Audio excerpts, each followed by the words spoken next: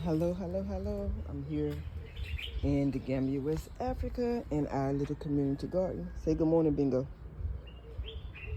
Just looking at the things that we got going on. As you can see, we have planted some red onions. We have some green peppers growing here. The lettuce is about gone over there. But this is green peppers. We have a few little beds of white potatoes. Here we have just 2 plants here, but we have plenty on the other side. All this grass will get gone on Thursdays, which is when they're out here taking all the grass up. This is an eggplant, what they call a gardener. We have 2 here. And that's where the okra will be planted this coming Wednesday.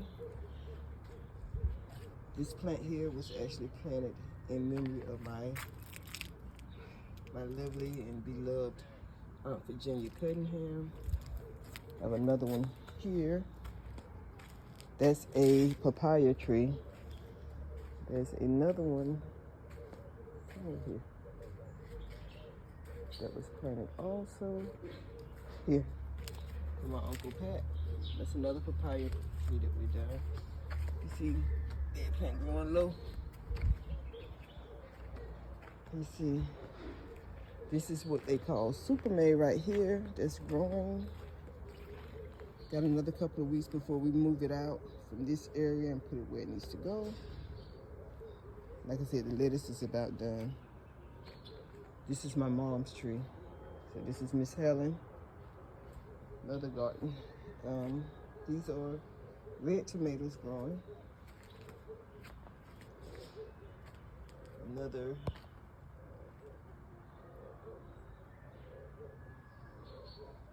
garden egg or eggplant. Like I said, these are all red tomatoes growing. Here we have some more beds of potatoes, white potatoes, carrots growing in here. We've grown them successfully before, so of course, hopefully we have another good batch. Carrots here. In between, if you can see these little holes. This is a red cucumber that we planted this past Wednesday. Good morning.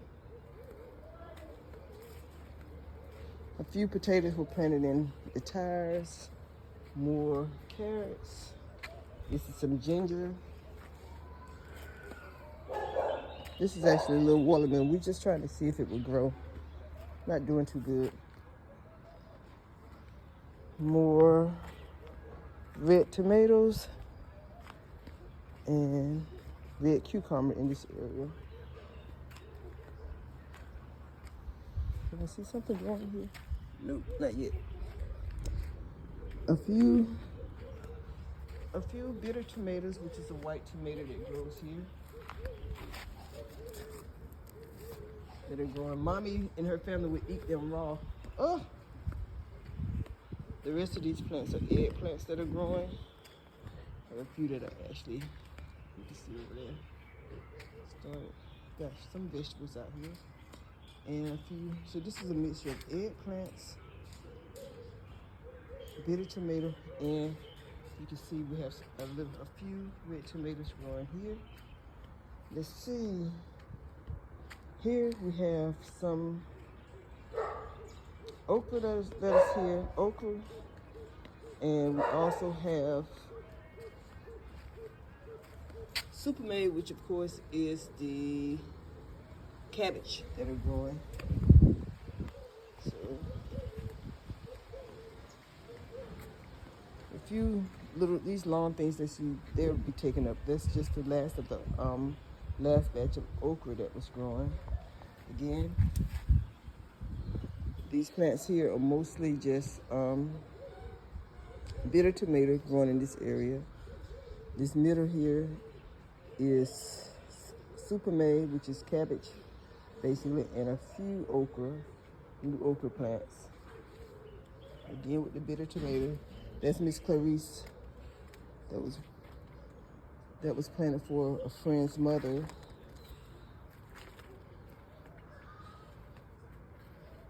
This tree was planted in memory of my cousin Anita. I actually planted two. She left behind two grandkids.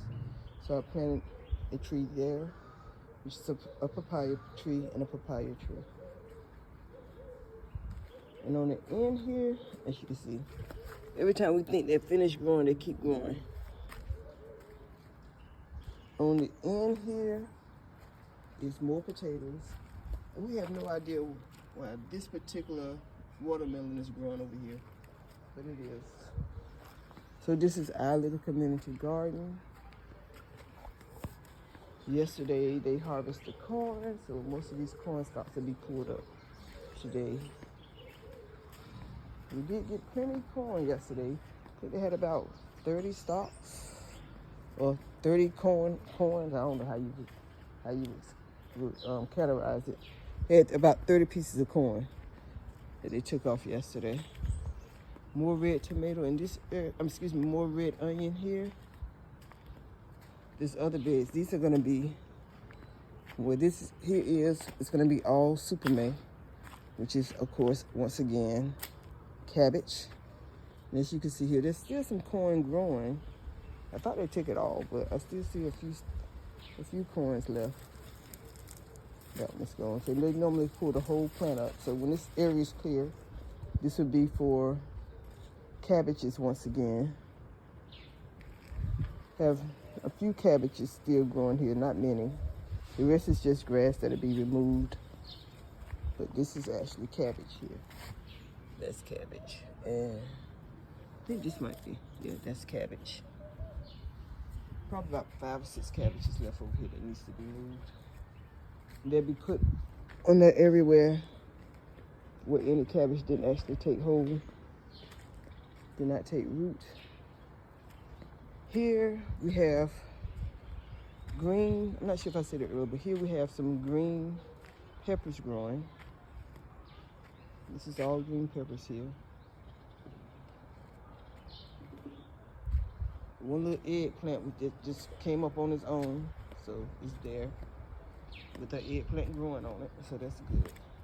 We planted these yesterday, transported these here yesterday. Again, all the way down the center here, and on this side is red cucumber. I can't wait to see how that turns out. Let me know how many other people even knew red cucumber existed. Like, that was nothing I've ever seen in America. This is just, like I said, that's where the Superman is growing. The cabbage is growing here.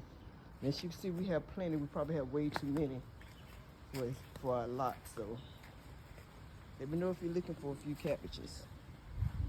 This has about another 2 weeks probably worth of growth to go before we can move it. All of this whole area here, over there, on the end over there, and probably where this is, will all be Superman. Where the corn is, will all be Superman. This area where I'm walking will all be Superman. Good morning. The kids are waking up. So again, this is our little community garden here in the Gambia, West Africa.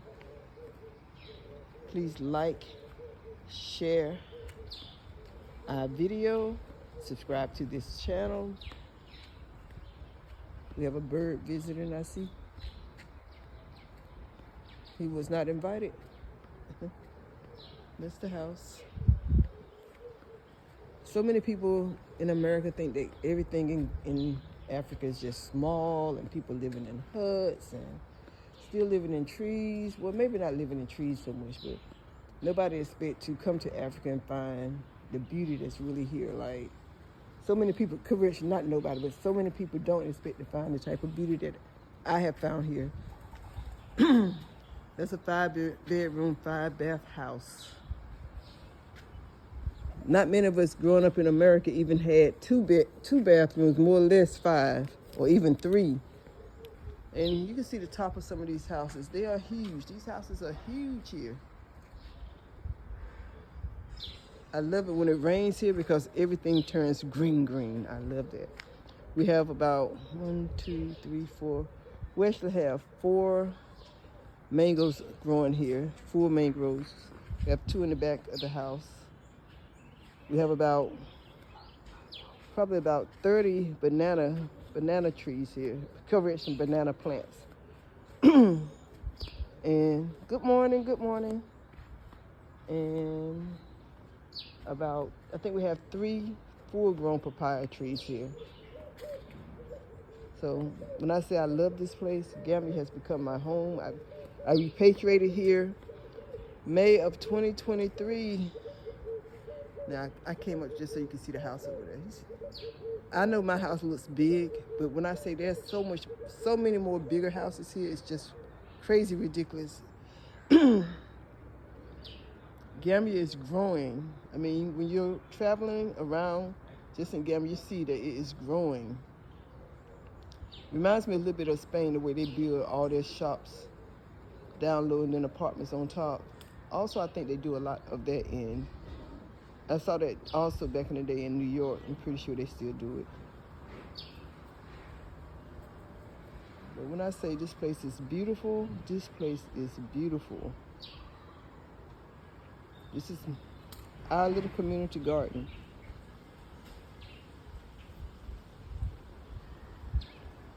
Let me show you something that I know I did not know. How many people knew that banana actually grew inside of a red pod?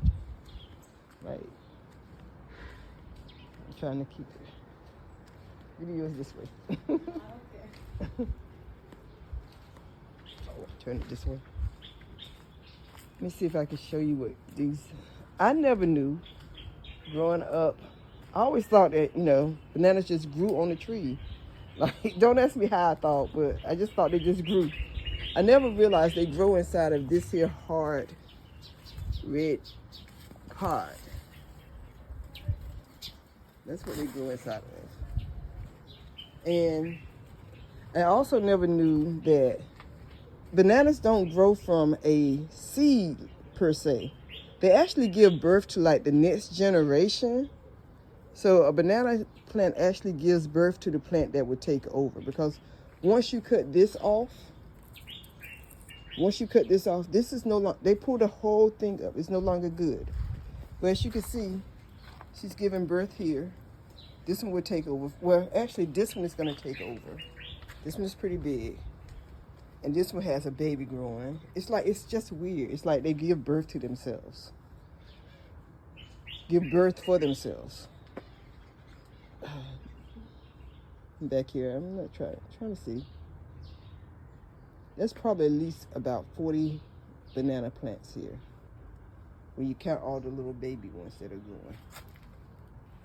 You see this?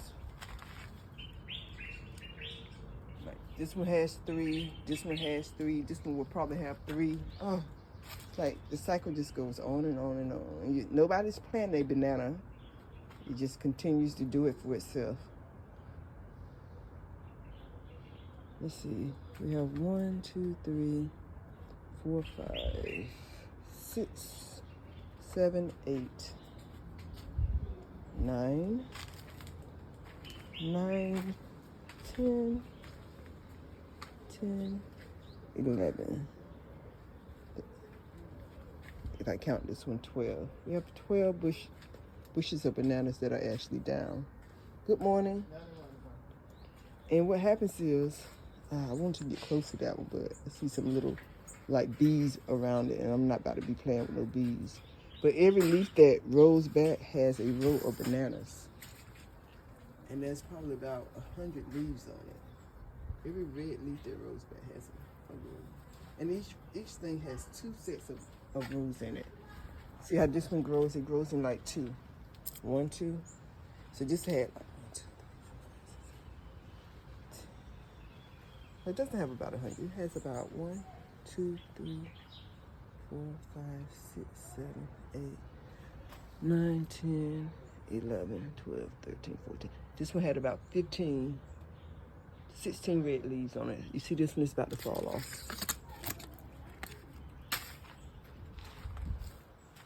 So like I said, as a leaf rolls back, you have 2 rows of bananas growing in it.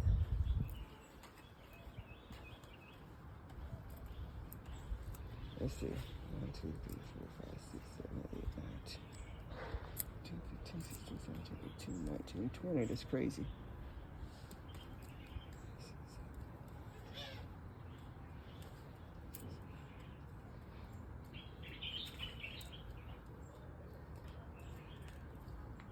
This one has 32, 31 I think it was. So this is like crazy cool, the way the bananas grow. See the little pot hanging? Like I said, the area I'm standing at, this whole area will be for cabbages soon.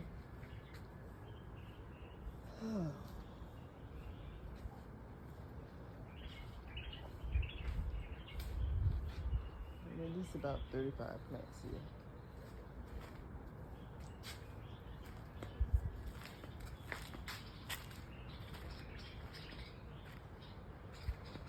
Back here will be cabbages on the end. Cabbages will grow around this. Each one will have 3 cabbages growing, like each side. So I guess each bed will have 8 cabbages on it, basically, because there'll be one on each corner, and then there'll be one on each corner, one in the center, like that. So approximately this is 10 beds altogether. So we're looking at about at least 80 to 100 cabbages growing in this one area. And then we have all of this room here. So again, that's the house that I live in. Thank you Most High, for giving me this wonderful adventure, this new life, this new lease on life. I'm not sure if you can see way over there. I have beautiful neighbors here, very, very friendly. I found that Gambia is a very, very friendly place for me, at least. I guess it depends on how you come and what you come here with. But I love it here.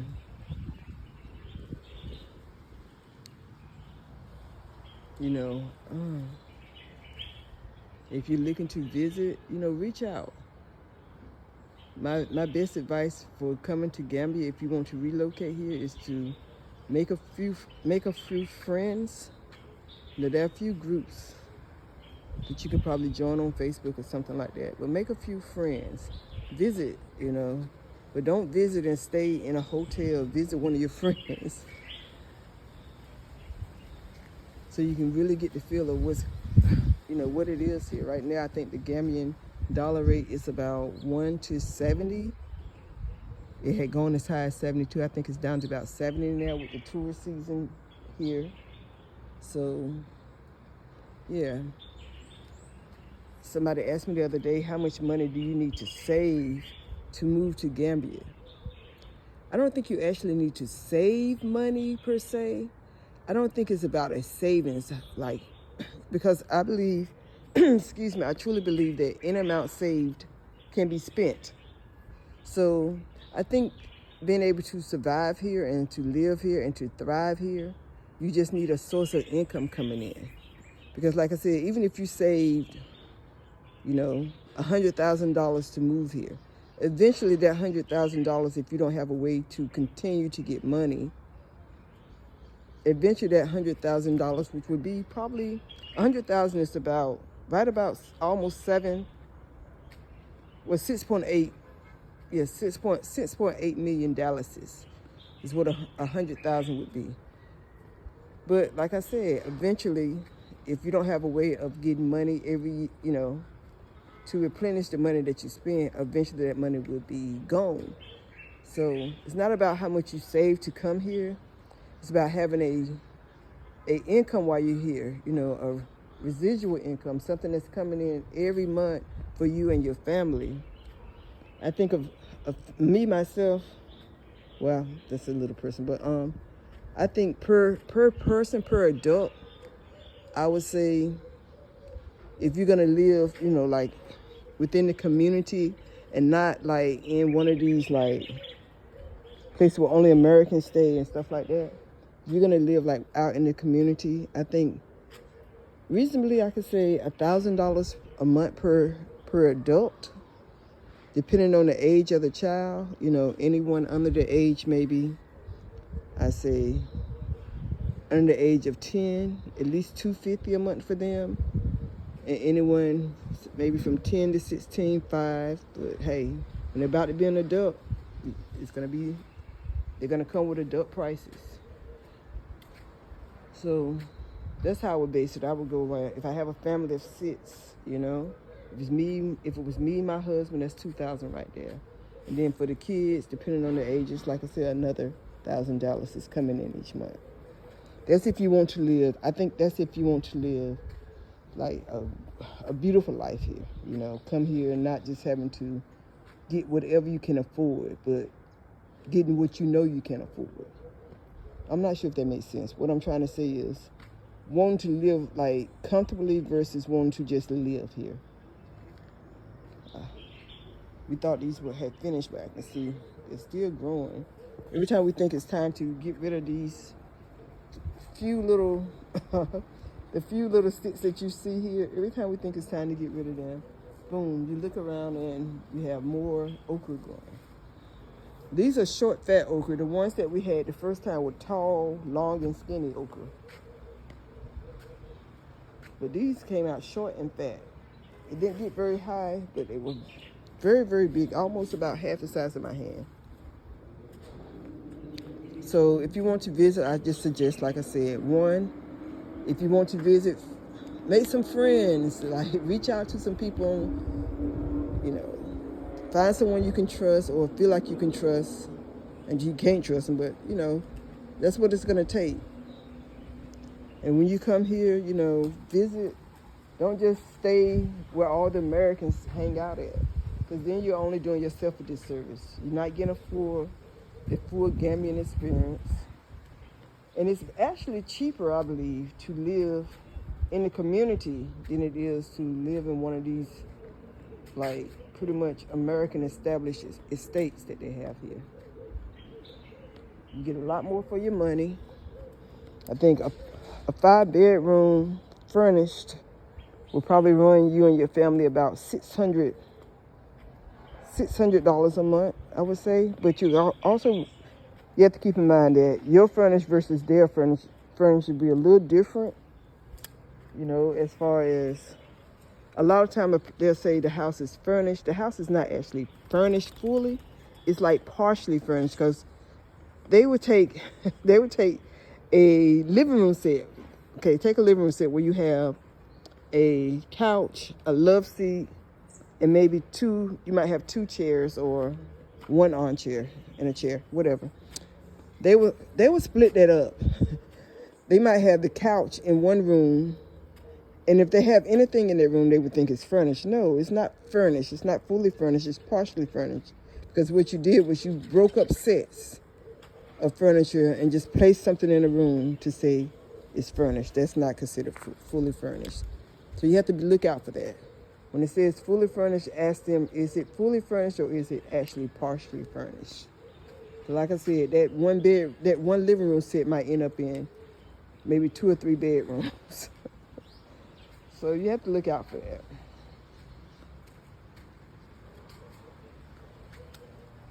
Yes, we need to paint again, but this happens because I guess the owner, this is a gardener, he didn't really invest too much in the wall on this side. But I am gonna have it painted again. When we take donations, I want to paint it red, yellow, and blue. So, with a little green mixed in, just beautiful colors. Let's see what else I can tell you. I can tell you that if you're wondering how they treat Christians here, I have found, and I made a smaller video about it, that here, there's no such thing as Gambia is just all Muslim, or you got to be Muslim to get along with the people here. There are a lot of Christians here. I've seen a lot of churches here, which I can't believe, but I'm seeing a lot of Christians. Even my housekeeper is Christian. Her name is Susan. She's Christian. And her sister-in-law and her family, which live behind me, mommy and her family, they're Muslim. And they get along superbly here. Like, Kaba, which is my sister, he was saying, it's almost like when the country is celebrating a Muslim holiday, you would look around, you would think the whole country is Muslim. Because that's all you would see. You would see Christmas tree, you would see Christmas lights everywhere.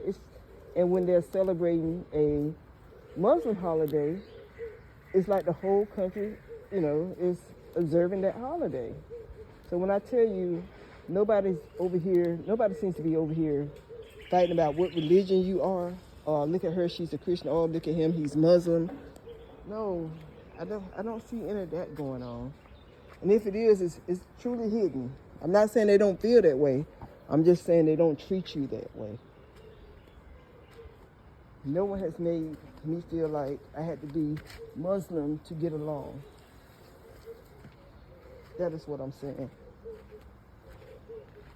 So, again, I think the Christians and the Muslims, they just pretty much keep to themselves. And I ain't gonna say keep to themselves. They mingle and they keep their, maybe, you know how some people say you should not talk religion? I think that's what it is here. They've learned to keep their religion separate from their conversation unless they're talking among themselves.